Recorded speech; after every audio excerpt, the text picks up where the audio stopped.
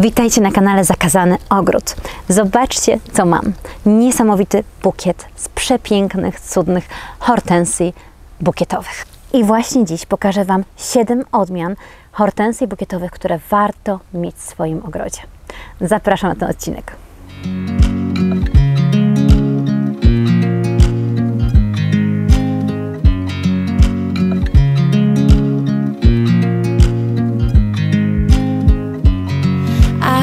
You as you drive. Do you know I'm looking and I can't help but smile? Do you know how much I love you? You put my favorite song on, I put my feet up and we just sing along and I can't help but feel it. Czy widzicie, jakie one są cudne? Absolutnie nie dziwię się, że hortensje bukietowe zdominowały polskie ogrody. Absolutnie nie dziwię się, że jest tak dużo miłośników tych cudnych roślin. I absolutnie nie dziwię się, że coraz więcej osób chce wprowadzać hortensje ogrodowe do swojego ogrodu. Są to jedne z najmniej obsługowych roślin, a jednocześnie z najbardziej obficie kwitnących. Są to rośliny, które zmieniają się wraz z porą roku. Niesamowicie kwitną w lipcu, niesamowicie kwitną w sierpniu. Wtedy już przepięknie się przebarwiają w zależności od odmiany, a jednocześnie jesienią podbijają ogród niesamowitymi odcieniami bordo, czerwieni. Coś cudownego. W dzisiejszym odcinku chcę Wam pokazać 7 odmian, które mam w swoim ogrodzie. Pokażę odmiany wysokie, pokażę odmiany ogromne, pokażę odmiany średnie i też takie maluchy, które świetnie sprawdzą się w donicach bądź na przodzie rabaty. Jeżeli jeszcze nie subskrybujecie tego kanału, koniecznie to zróbcie na tym kanale. Jest już ponad 100 filmów. Wiele z nich dotyczy także hortensji, ich pielęgnacji, sadzenia i oczywiście jest też masa różnych filmów o innych roślinach. Hortensje bukietowe najłatwiej poznacie przez ich kształt. Praktycznie każda hortensja bukietowa, bez względu na odmianę, ma taki właśnie stożkowaty kształt, czyli właśnie układać taką piramidkę. Niektóre z odmian będą mieć bardziej ażurowe kwiaty, niektóre będą właśnie tak bardziej nabite, niektóre będą szły w większy stożek, taki wręcz szpiczasty, a pozostałe będą bardziej zaokrąglone, ale wszelkie hortensje bukietowe właśnie w taki sposób wyglądają, więc bardzo łatwo je odróżnić od hortensji Anabel, które są właśnie bardzo kulistymi, też fajnymi hortensjami, czy od hortensji ogrodowych, które są też kuliste, kolorowe, wybarwiają się naprawdę fajnie na niebiesko bądź różowo, ale niestety są dużo bardziej problematyczne niż hortensje bukietowe. Gdy myślimy o hortensjach bukietowych, w pierwszej kolejności myślimy o pięknych, wielkich krzakach, mocno kwitnących. Nie wiem, czy Wy też tak mieliście, ale gdy ja pierwszy raz zobaczyłam hortensje bukietowe, gdy zobaczyłam, jak one niesamowicie się wybarwiają, stwierdziłam, że chcę mieć je w takich właśnie największych egzemplarzach, tymi ogromnymi kwiatostanami, takie naprawdę wielkie, piękne krzewy ogrodowe. Gdy wprowadziłam do ogrodu właśnie takie większe hortensje, okazało się, że polubiłam też te średnie, polubiłam też te niższe i sam fakt, jak one cudownie ubarwiają nasz ogród, jak potrafią pięknie kwitnąć praktycznie bez naszego jakiegoś większego działania, sprawiło, że tych hortensji znalazło się u mnie w ogrodzie więcej, jak również u mnie na tarasie. Dzisiaj chcę Wam pokazać właśnie takie odmiany, które u mnie się sprawdziły. 7 odmian, które uważam za warte uwagi i 7 odmian takich, żebyście wiedzieli, jakie dostosować do swojego ogrodu, żebyście wiedzieli, jak one się wybarwiają, jak one rosną, czy będą odpowiednio zajmować przestrzeń w Waszym ogrodzie. No dobra, zabieram Was na ogród i zaczynamy. Zaczniemy od hortensji, która myślę, że razem z drugą odmianą, którą zaraz Wam też pokażę, jest jedną z częściej spotykanych odmian w polskich ogrodach. Absolutnie się nie dziwię, ponieważ jest to odmiana bardzo sztywna, ma naprawdę fajne, niepokładające się pędy, a jednocześnie bardzo intrygujący kolor na początku jej kwitnienia. Oczywiście mowa o Limelight. Jej nazwa, jak wiele w ogóle nazw hortensji bukietowych, jest taka już naprowadzająca nas do tego, jaki kolor hortensji będziemy mieć. Większość hortensji bukietowych przeważnie i tak wybarwia się na kolor jasno taki czerwony, po taki bordowy, aż naprawdę po takim bardzo mocne bordeaux. Ale w pierwszej fazie i fazie takiej kwitnienia, już pełnego rozkwitu, mają różne odcienie. Hortensja Limelight, którą tutaj mam, to hortensja, która została wsadzona na tej rabacie w zeszłym roku i celowo postanowiłam Wam pokazać mniejszą sadzonkę, bo bardzo często zastanawiając się nad odmianami chcemy zobaczyć, jak one wyglądają też wcześniej.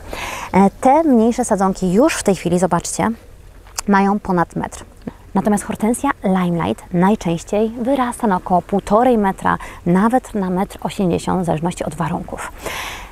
To jest hortensja, która ma niesamowite kwiatostany. Te kwiatostany są dosyć duże, aczkolwiek nie są to jedne z największych kwiatostanów hortensji bukietowych, jakie spotkamy w ogrodach.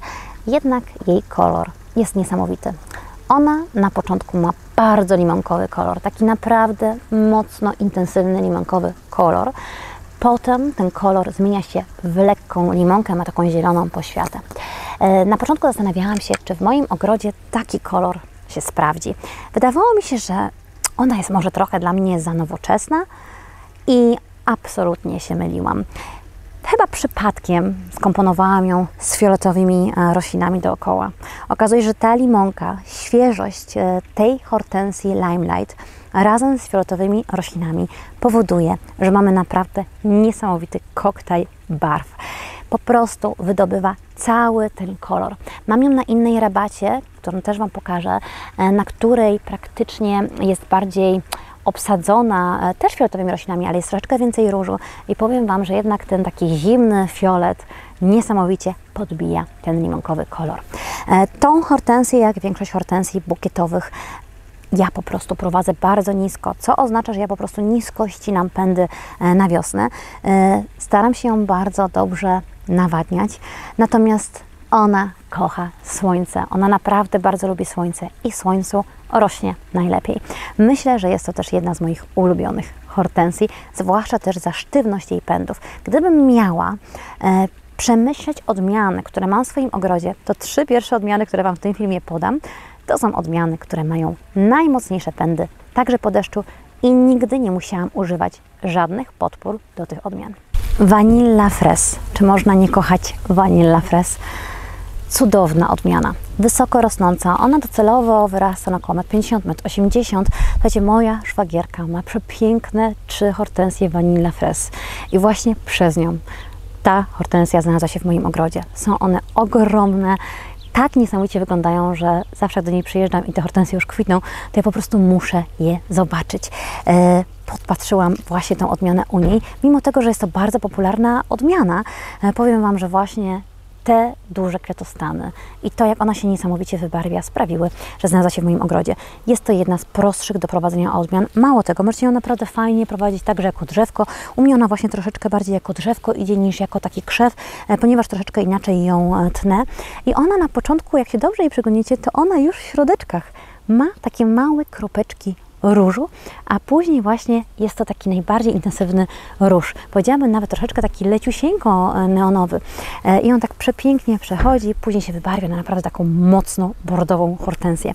Jeżeli nie lubicie różowych roślin w ogrodzie, na pewno Wam się nie spodoba, bo to jest naprawdę mocno nasycony kolor tego wybarwienia, ale ja to uwielbiam i naprawdę ona jest taką, powiedziałabym, jedną z bardziej pogodniejszych tych wysokich odmian, bo Limelight jest taką hortensją, która jest, powiedziałabym, też taka dostojna i taka bardzo nowoczesna. Ona się świetnie sprawdza w takich nowoczesnych ogrodach, zwłaszcza też z lawendami, z otoczeniem stój.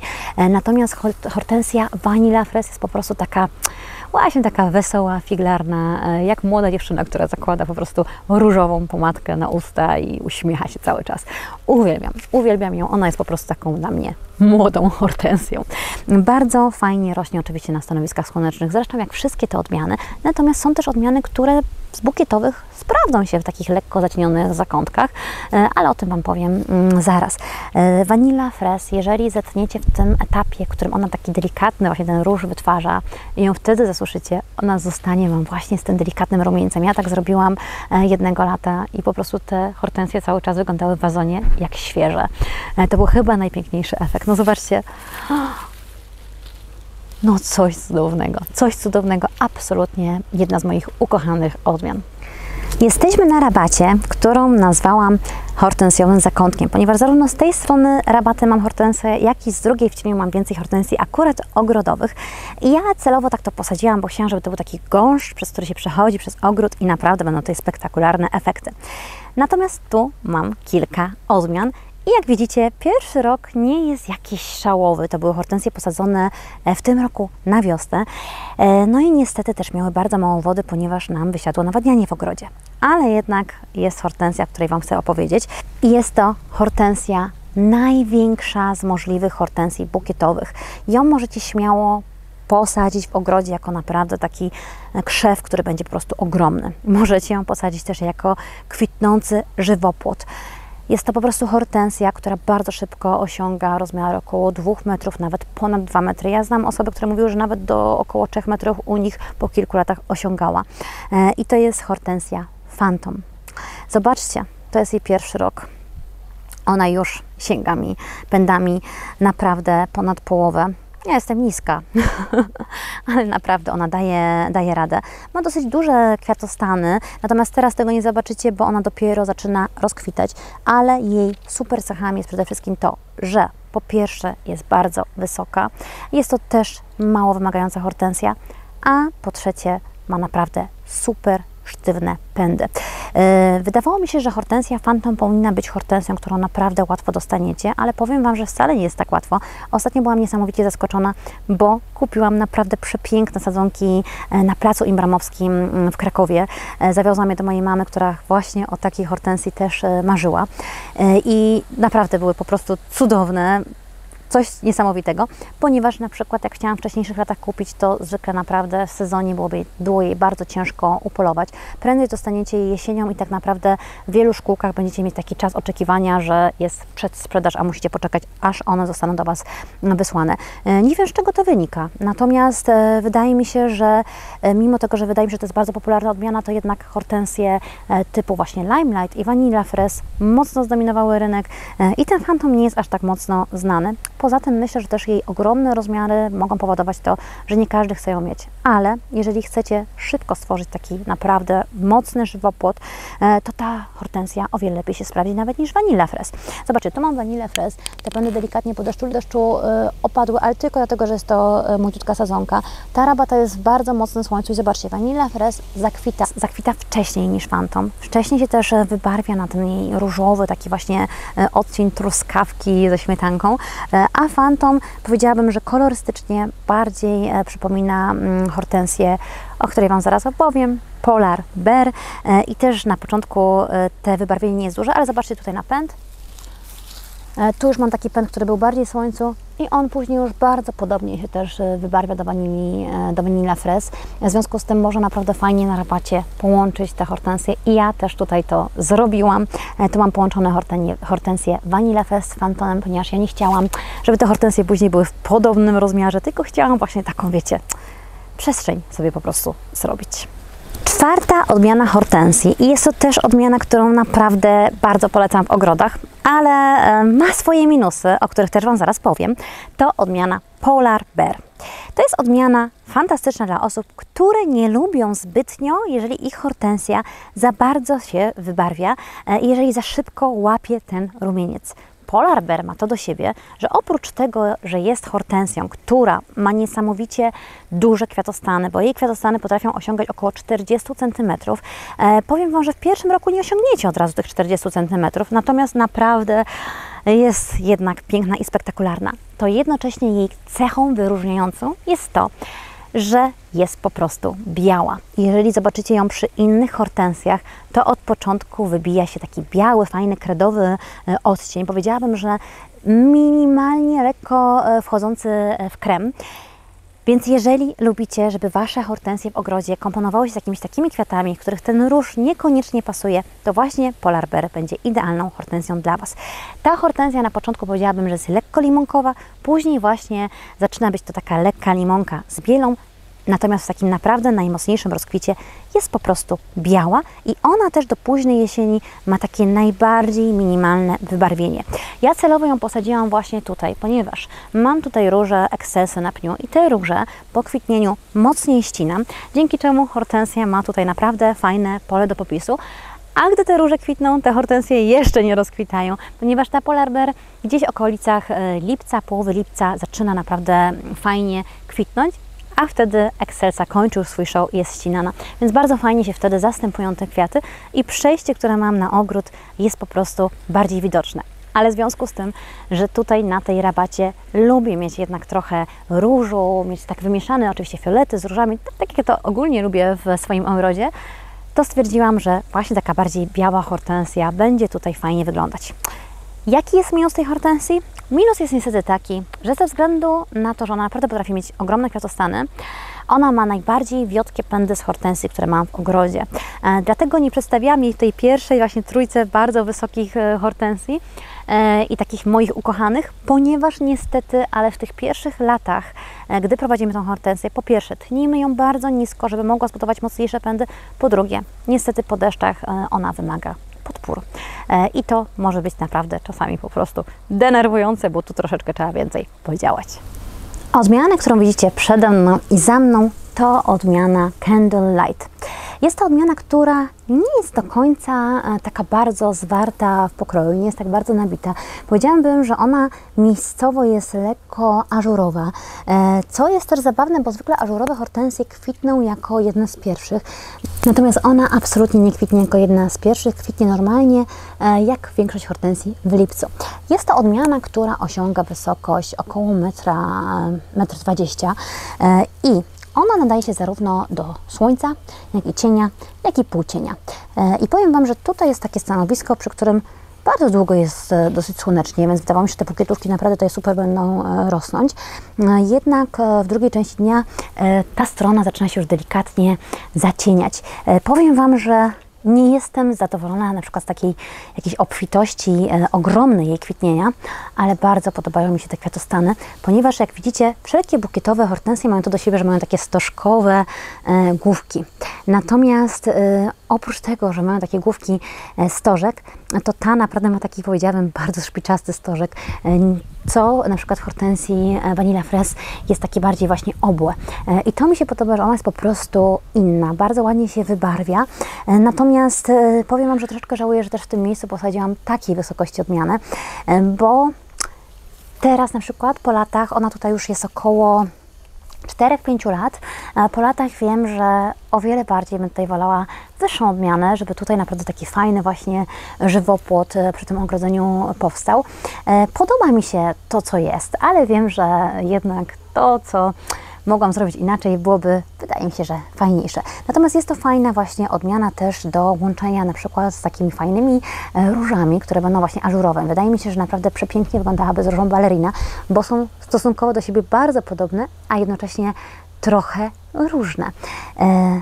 Świetna odmiana właśnie, jeżeli chcemy mieć taką wyższą niż około metr, ale jednocześnie nie taki ogromny krzew. Ta malusieńka hortensja, którą tu widzicie, to jedna już z niższych odmian hortensji. Natomiast ja nie wiem, czemu ona jest postrzegana jako taka bardzo, bardzo niska.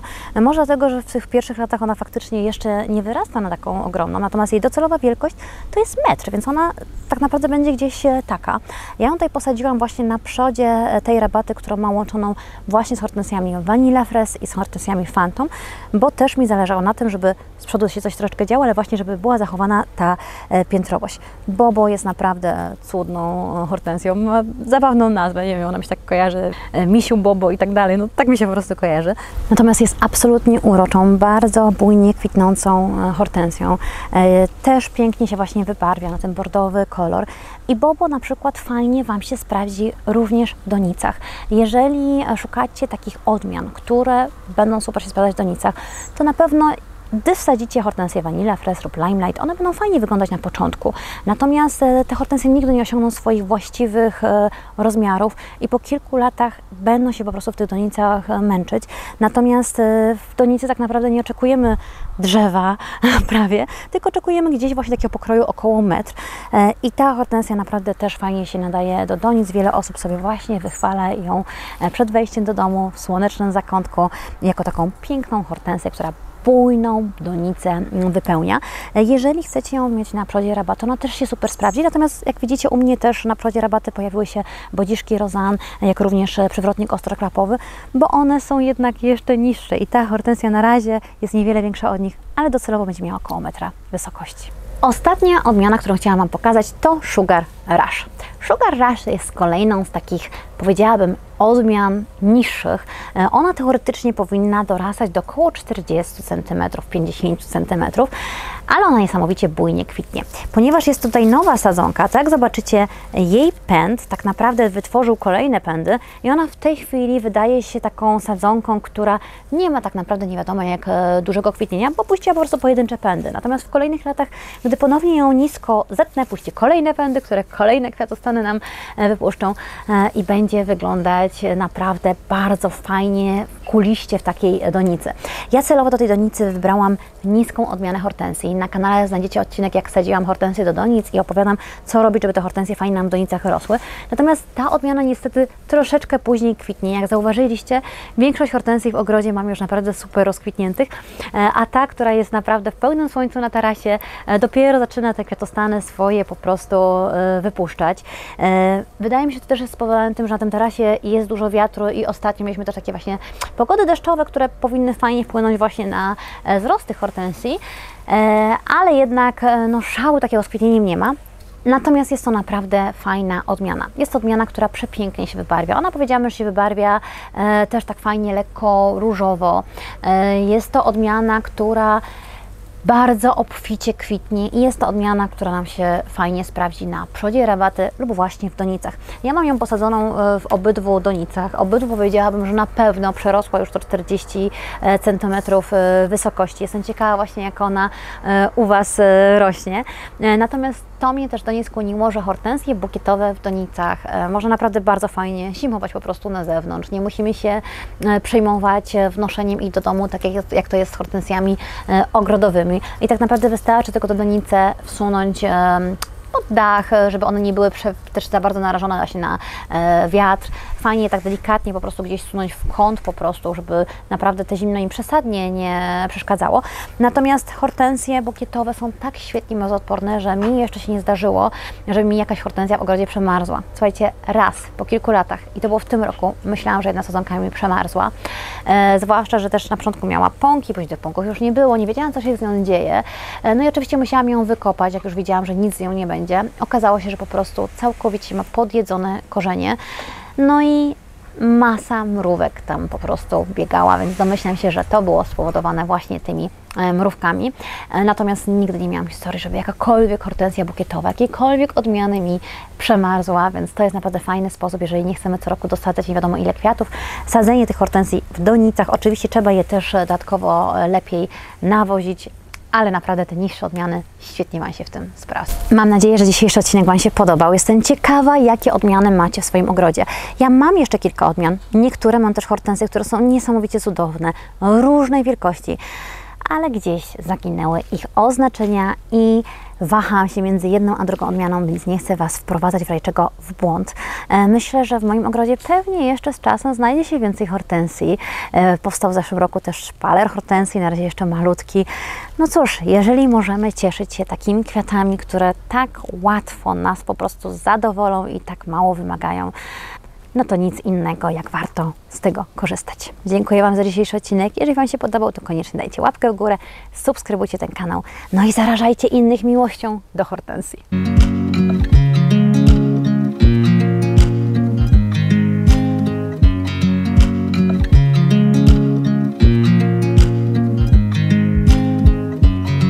I watch you as you drive. Do you know I'm looking? And I can't help but smile. Do you know how much I love you? You put my favorite song on, I put my feet up, and we just sing along.